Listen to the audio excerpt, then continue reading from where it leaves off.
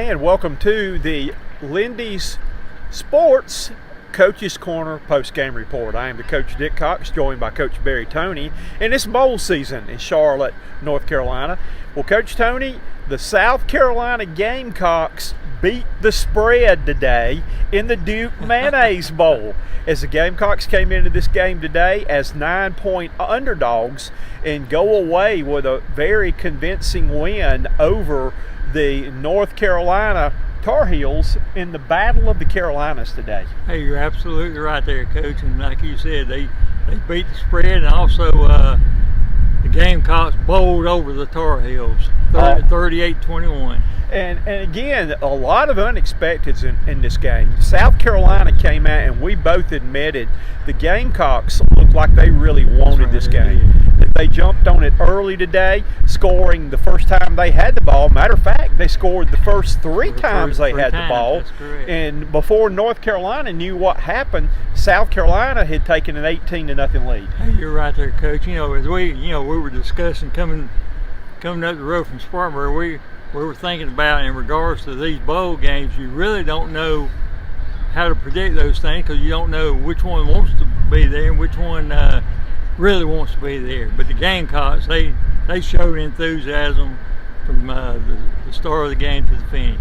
And again, today's game pitted two teams. This was the overachieving Gamecocks, who most supposed experts had predicted them to only win 3 games this year, facing the North Carolina Tar Heels, who some people said beginning before the season started would maybe a playoff team, would win the ACC, and both these teams came in 6-6. You're absolutely right, but as we finish up, the Gamecocks are 7-6. I think the Gamecocks, they just played a very well played game, running.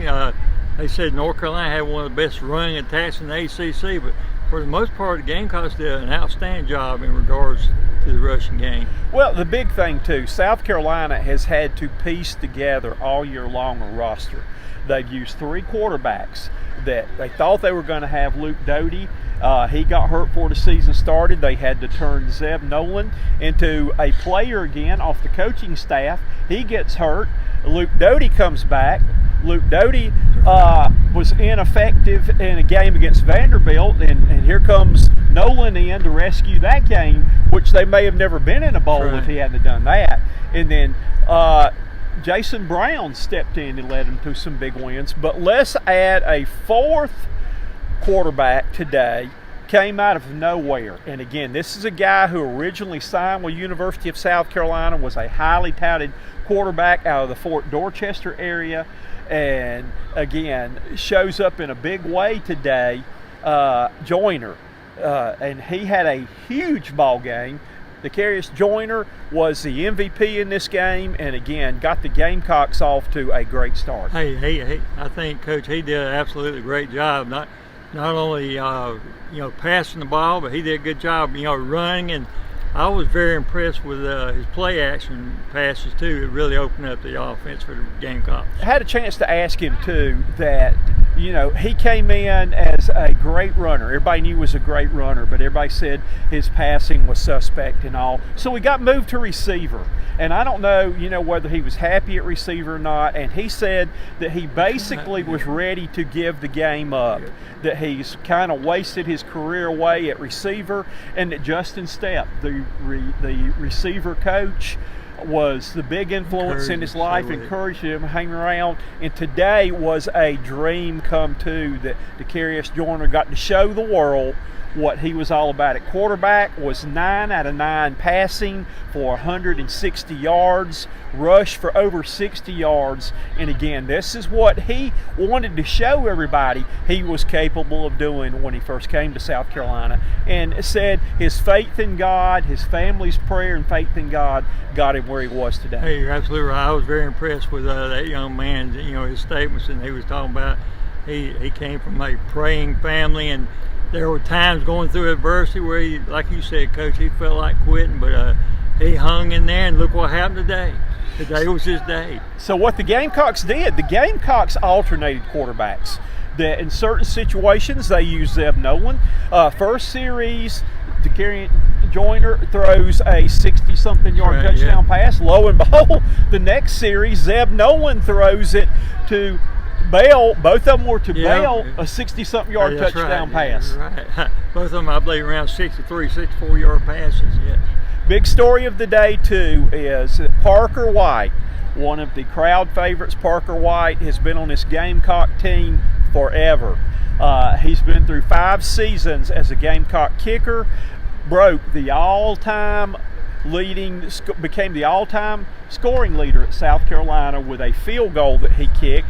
And again, he had to give his credit to his holder. He says the best holder, who is also the punter there, for getting that ball down. But really, really happy for Parker White, because this is a guy that when he first was a walk-on at South Carolina, they had no kicker, and they would sarcastically cheer when he'd make one. I think he missed more than he made his first year, though, and ends up being the career all-time leading scorer. Hopefully, may still have a chance to go on and kick in the future. I tell you, Coach, he was one of the kids I was very impressed with when we went down for a media day. And I asked him, I said, "Do you ever get uptight about when you were getting ready to go in and kick the field goal?" He said he blocks everything out. He put that leg to it. And I know on that last one he made, he really put some juice to it. Well, I remember interviewing him back early in his career. He and Jake Bentley used to be roommates and had an apartment, and I used to tease them about being the odd couple, like with Tony Randall and Jack Klugman there. But again, he wrapped up his career today. Jalen Foster, outstanding career completed today at South Carolina. Jalen out of Burns High School in our hometown, Spartanburg, South Carolina. Went to Gardner-Webb, was not recruited very highly, went to Gardner-Webb his first year and transferred to South Carolina after 1 year at Gardner-Webb, walked on, was the show team MVP 2 years for the Gamecock, stuck it out, and ends up being the leader of this secondary and made Walter Camp All-American this year, though. What a great story on that part. Hey, that's right there, Coach. You know, talking to those young men, they did have adversity, but as you go through the game of life, it's not so much that you have adversity, it's how you're going to deal with it.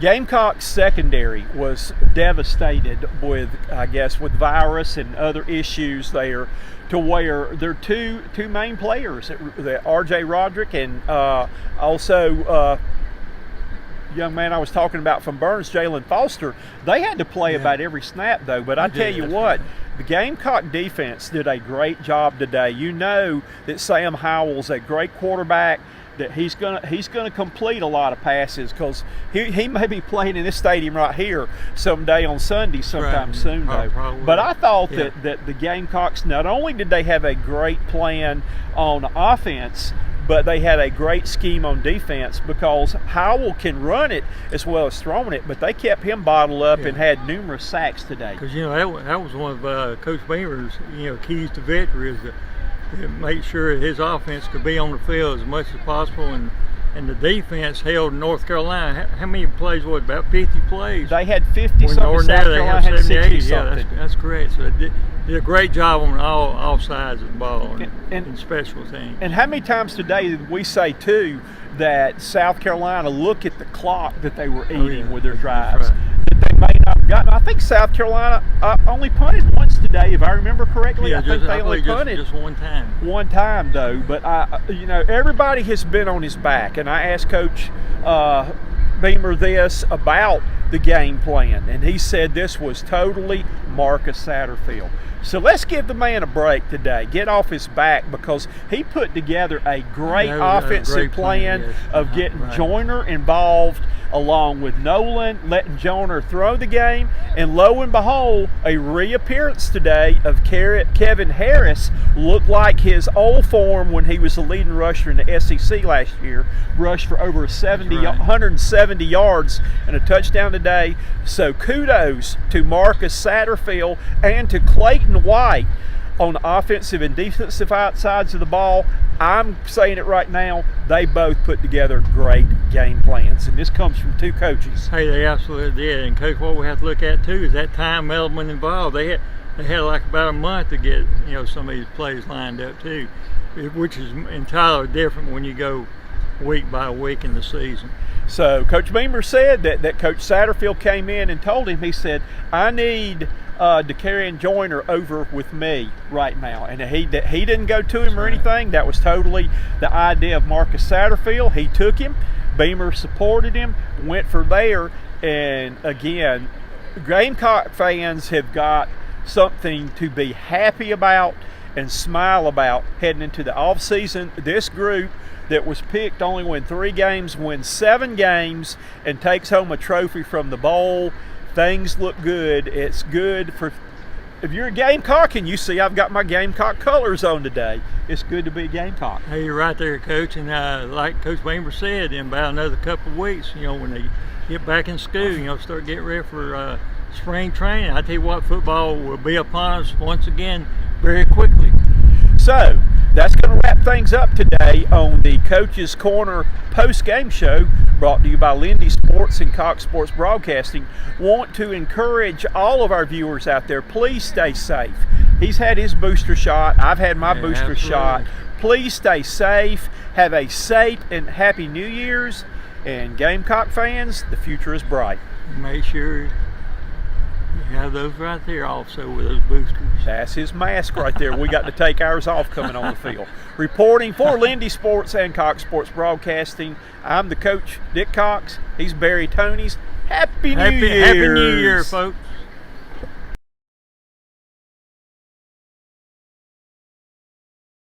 Ago, that photo that you just saw, just taking some time to reflect to yourself, what's kind of just going through your mind right now, especially everything that you've kind of gone through here and even before you got here, everything in your personal life. What does a moment like this mean, and what would you tell people out there that have gone through the ups and downs and are deciding to stick it out? Yeah, for sure. It means everything to me, man. Right now, like I was saying, it still feels like a dream. I'm so thankful. I thank God for everything, man, for him just preparing me these last 4 years for this moment. We never question God. What I can say to the other people, never give up on your dreams. You know what I'm saying? If you ever got something out there that you want to get, or if you ever dreamed of, keep going. Never give up. Adversity is going to come, but it's how you overcome it. I'm just thankful, man. I'm grateful for the opportunity.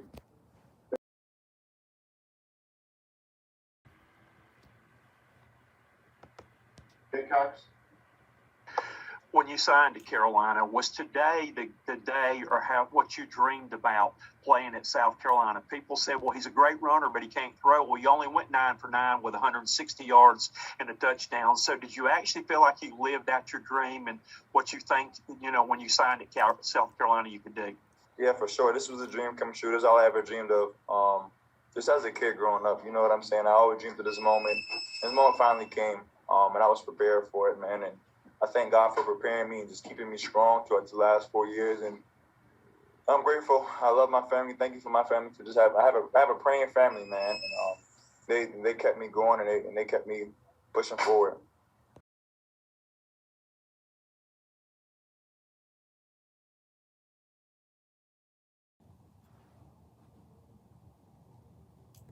Dick Cox for the first one.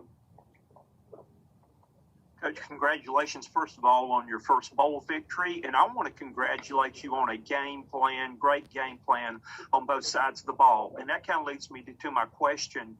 When did you decide about alternating the quarterbacks? Did that come after Jason's decision, or when did you come up with that game plan? And just talk us a little bit about how you got that idea.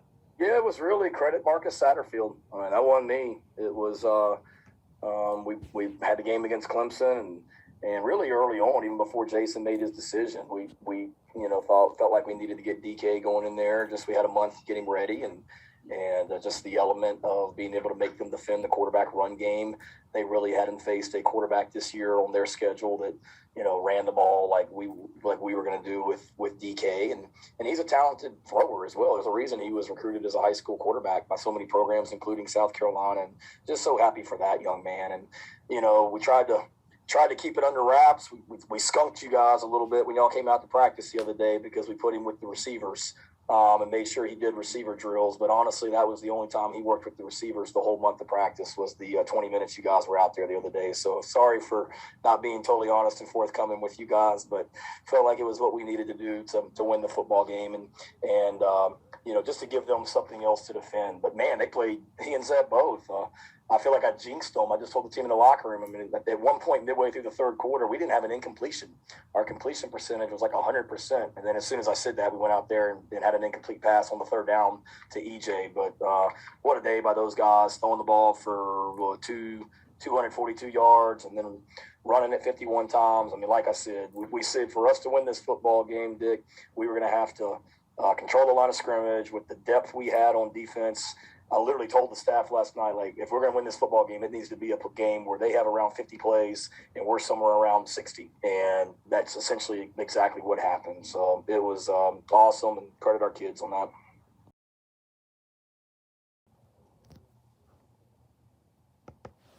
Nick Cox. Coach, the networks have been making a big deal about the SEC being 0-4 in bowls. How's it feel for you and the Gamecocks to now be the first SEC team to hatch that goose egg? We're proud. I'm so proud to be a part of this conference, and there's nothing like it. And no disrespect to the other leagues that I've been a part of, because I've been blessed to have been a part of some great leagues. But to be a part of this league and what